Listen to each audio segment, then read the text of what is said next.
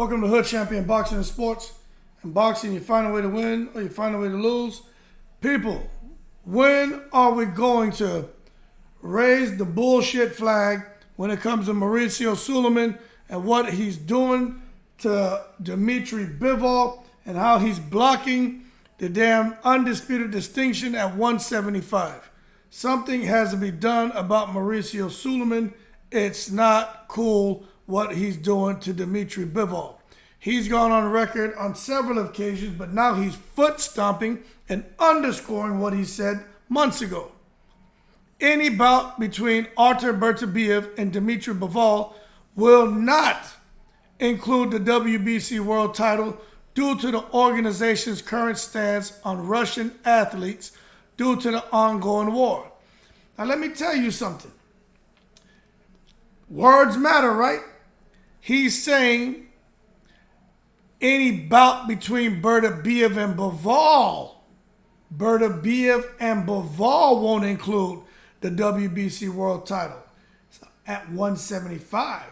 But if it was Bivol and Canelo at 168, then the fight could happen and a WBC world title will be on the line. Now you tell me if that makes any sense. Because I'm going to be honest right now. I try to sit back and look at this and be fair to Mauricio Sulaiman and say, okay, maybe it's that he doesn't want the two Russian athletes, because they're Russian, all right? It doesn't matter, they've been living here in the States, they're Russian, okay? Nobody should get butthurt over that, it's a fact. Maybe he doesn't want the two Russian athletes to fight and for one to become undisputed. Okay? I said maybe that's what it is. But then if Bivol drops to 168 and he beats Canelo, then Bivol becomes undisputed, but at 168. So that can't be it. So my thing is, what's the real issue here? Getting Caleb Smith an opportunity at Beterbiev to try to become the unified champion because he's a WBC mandatory? Like, when you look at it, it just doesn't make sense. It's one thing if Beterbiev and Bivol, there was hard evidence that they were taking their proceeds from their boxing matches and somehow funding the war efforts out there in Russia. Then I can understand that. But from what I've read, the videos I've watched, there is nothing definitive out there. There's not even a rumor that Bivol and Beterbiev have any association with the war. As a matter of fact, Bivol and Beterbiev have in a roundabout way condemned it, because they got to watch what they say. They have condemned the war. They're over here in the States. Bivol is hanging out there in California. Beterbiev up there in Canada. So come on, man. It doesn't make sense, and I don't agree with what Sulaiman's doing.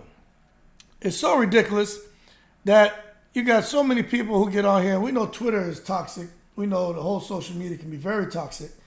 But at the same time, it's a good place, and it's healthy for people to vent their frustrations, although they don't do it in the best way, but to have a conversation. And you can see the things I'm saying are some of the same things that people are saying about it. So you can defend the WBC title against Canelo can defend his WBC title at 168, but Beterbiev can't defend at 175. They're trying to make it make sense. You know what I'm saying? They say there's a war going on between Russia and Ukraine. Bivol, Beterbiev have not gone to Russia. There are no videos of those guys launching rockets, right? There's no video of those guys in military uniforms supporting Russia. You got Lomachenko, you got Usyk, you've got other fighters who are from Ukraine who have gone back home to join in the war effort, wearing uniforms, brandishing weapons. So why is it okay for the Ukrainians? Now, hey, listen, I'm not taking a political stance on anything. I'm just saying, what's the deal here? Okay? If we're going to do it to Bivol, because really the focus doesn't really seem to be Beterbiev.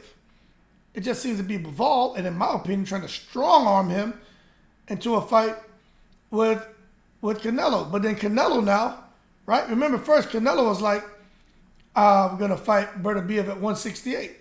It put all the belts on the line. That's what he was saying. Recently, Canelo's like, nope, I'm going to fight him at 175.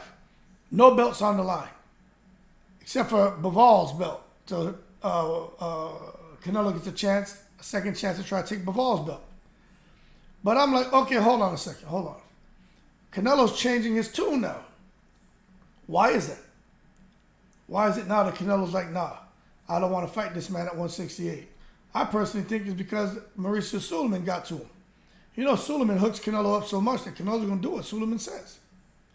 So it's like, all right, nope, and this is what I need you to do. So some people say, well, Canelo is in a lose-lose situation. If he fights him at 168 and he beats him, people are going to say he weight drained him. So he doesn't want that, to have that stigma put on him, you know what I'm saying? And then he's like, if I go up and fight him at 175, you know what I'm saying? Then, you know, and I lose, then people are going to say, I should have never been there. So Canelo, to me, he's just in one of those situations. Or if he says if he doesn't fight him at 175 as well, then he ducked him. So Canelo's like, you know, if I don't fight him at 175, I'm scared, I ducked him. If I fight him at 168, I drained him. So Canelo just feels he's going to lose-lose. So he goes to 175. The playing field should be a bit more level. There's one belt on the line, and Canelo's like, if I lose, then, you know, it is what it is. But Canelo doesn't care either way, but it does sound like he does have a preference to fight at 168. But that's what I tell you about the secret society, key decision makers behind the scenes. Everyone out here thinks they know the facts. None of us do. There's some things I can say that are facts that I can prove, but a lot of the other stuff is just a conversation, which we all have. And we're entitled to our opinions, but not our own facts. And when it comes to this situation, it's a whole lot of opinion. But the fact, one fact that we know for sure, is Sulaiman is blocking the damn undisputed distinction at 175. And he's holding out for something. I don't know what he's holding out for. I'm going to be honest with you. What is it? Who is it that's coming up for a big fight against Bivol that they think will beat Bivol so where they can now make the undisputed fight at 175 to where if Beterbiev loses, they're okay with that person winning the WBC strap. It just doesn't make sense to me. So what this could be is they're very worried about Bivol, you know, beating Beterbiev. I don't think it's so much, the war. I just think they don't want Bivol to have all the belts. I'll be quite frank with you. So, you know, you can leave your opinions and let me know, but it is what it is, you know what I'm saying? And if he wants to take a stance against Russia, then do it. You know, against Bivol maybe. Maybe they go fight and Beterbiev. But it still wouldn't be fair. He can get sued for that probably. But my thing is, why are they attacking Bivol and not Beterbiev? Because that's what it is. His stance, it has nothing to do with Russia. It's something with Bivol, and I don't know what the true issue is, but I need to find out. But I don't know. You know what I'm saying? But you get some people out here talking about they can agree with the decision regarding the Russian boxers. Like, what are y'all talking about? These guys are over here fighting, they're boxing. Most of them live over here in America. No one's over there supporting the war efforts, man. What are we doing here? You guys come over here to try to create a better life for themselves and their families. It's not their fault there's madness going on back in their country. You know what I'm saying? What do the athletes have to do with anything going on in the country unless they're there supporting the efforts and stuff like that and immersing themselves in the war? But other than that, I mean, what are we doing here? That's all I'm saying. But you got one guy here who said he thinks this is just part of the Canelo protection racket. And look, all I'm going to tell you is this. When it comes to those WBC belts, maybe they should just keep the belt to themselves if they don't want to have certain people to have their belts. You love your belt that much, maybe you should keep it. You know what I'm saying? In my opinion, Sulaiman is despicable. If he gave a proper justification, I could understand. But he's not actually giving a proper justification. And the funny thing is, when I watch some different interviews, you ask Bivol. Bivol doesn't indulge in those questions about the war. He don't want nothing to do with that conversation. Beterbiev will say something, and he's very supportive. So it's really disgraceful what they're doing to Bivol, discriminating against him, and it's just foul, man. It really is. But that being said, man, hey, belts don't run boxing, boxers run boxing, and it is what it is. More to come on this, travesty. But I'm telling y'all right now, Mauricio the Nose Sulaiman, he's got a plan, and there's someone out there who he wants to win that title from Bivol, and then fight Beterbiev. I don't know what it is about Sulaiman and Bivol. I don't know what the hang-up is. Maybe they're still hoping that Canelo gets the shot at Bivol, Canelo beats Bivol, and then Canelo gets a chance to become undisputed at 175 as well. That's what I really think it is. Because if you look at those scorecards last time, when Canelo fought Bivol, Canelo won a lot of rounds. And we all know Canelo didn't win maybe one round.